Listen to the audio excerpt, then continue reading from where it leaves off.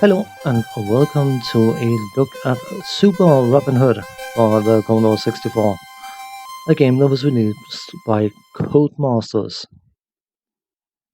The plot in this game is thankfully very simple. Maid Marion has been kidnapped, and Super Robin Hood has been called to rescue her because Robin Hood wasn't good enough, so they needed to find a super version of him. But of course, as we all know, being a game set in a medieval time setting, when people are being kidnapped, they are not put in a hut in a forest where they're easy to locate and easy to rescue. No, no, no, no, no. They have to be kidnapped and hidden in a castle. Preferably a castle with several layers and levels and towers and all that good stuff that you can get horrifically lost in and spend 2.5 hours trying to navigate in order to find whoever you're trying to rescue. Because, yeah, that's good fun. As you can likely gather, this is a platform jump and pray kind of game, and you have to go around in the castle, navigate different levels or layers, I should say, whatever you call them, looking for hearts, because there's a certain amount of hearts hidden in the castle, and you need to find them all before you can actually get to the maid Marion and rescue her. So even if you should happen to know how to locate her, you cannot locate her before you have actually found all the hearts. So yeah, you got your work cut out for you.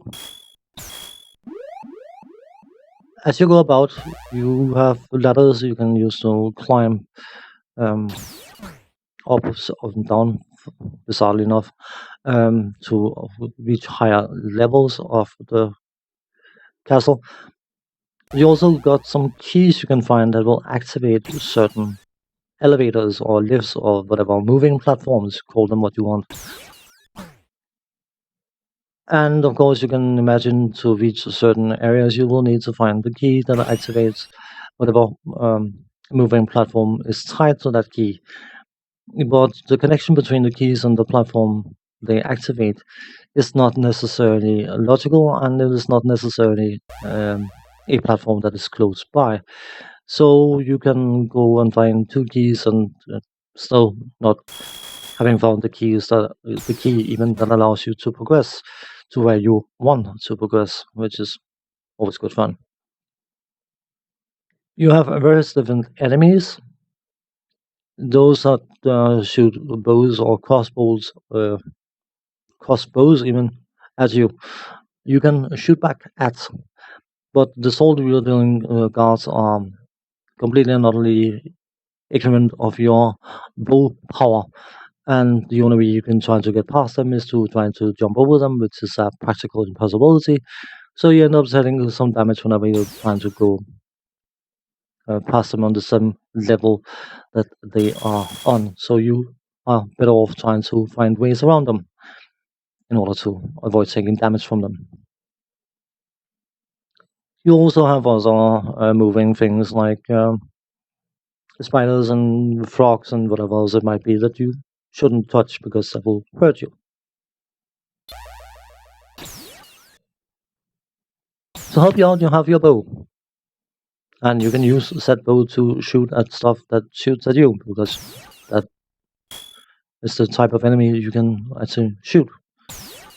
But because of the incredible design decision to let it take a full second for Robin Hood to fire off a shot, that means if you're shooting at someone who's shooting at you, you can try and duck for the shot incoming, but that means, of course, that you're resetting your 1 second shot timer.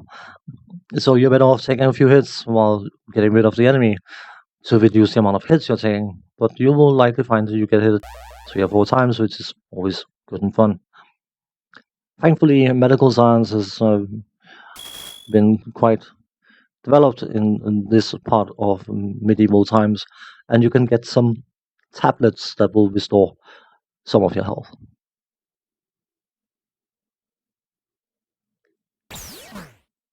From a graphical point of view, the castle itself, I suppose, looks castle-y like, but the main character and enemies in general, I don't find particularly impressive.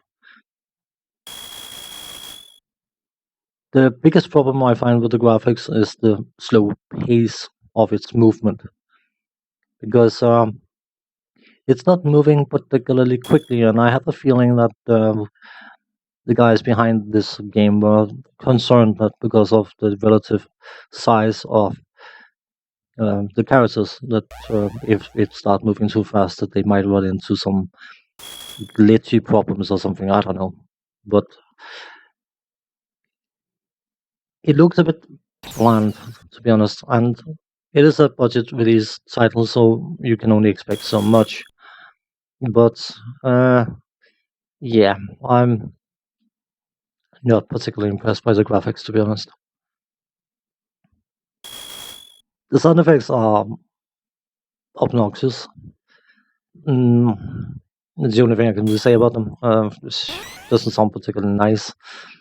And the music by David Whittaker is unlike what someone else said, that it was one of his finest pieces of music for the Commodore 64. I think is an interesting comment, because whoever made that comment must have been playing a different game. Because personally, I find the music in this game to be rather bland. It may be slightly fitting for the game, but it doesn't excite me in any way, shape, or form. And of course, the fact that there's a 12-second jingle that plays when you start a new game, and you cannot skip past it. You have to wait for it, and when you've heard it a handful of times, you are not interested in listening to that anymore.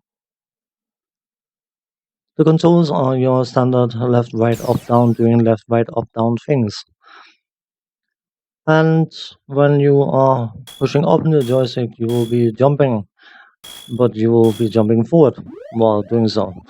So the direction you're facing, you'll be jumping in that direction as soon as you push up in the joystick. Climbing up and down ladders can be extremely obnoxious, because it requires a level of precision that you don't necessarily expect.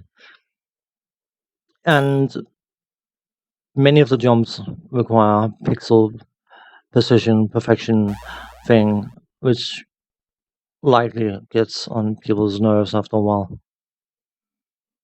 General thing I would say about the controls, though, is that they feel stiff. They feel responsive, but in a sluggish kind of way. Budget releases in the UK were released at a price of £1.99, which you can only expect so much from that price.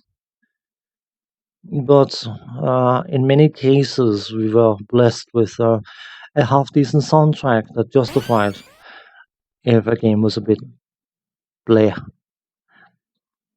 Unfortunately, that is not the case in this game. The soundtrack is just as bleh, to be honest, as the rest of the game, so there's not a positive point in that direction. Your health is going to drop every single time you hit an enemy or you get shot at, which is fair enough. And your health is also going to drop when you fall off platforms, which is very easy to do because of the last pixel precision jump things you have to make. And as soon as Robin Hood falls a certain amount of pixels, he will take continuous damage until he hits the ground. So instead of letting you fall and then do the damage, it does the damage while you're mid-fall. And to be honest, I played this game a handful of times in order to have some footage for this video, and I didn't have a good time with it. I was bored stiff. because the game is slow, it's sluggish, it's not exciting, it's not interesting. The fact that it takes a full second to fire off your bow feels incredibly obnoxious when you're constantly shot at. Yeah, not exactly a game that belongs in the highlight reel, unfortunately. On that note, thanks for watching. Take care. See you next time. Bye bye for now.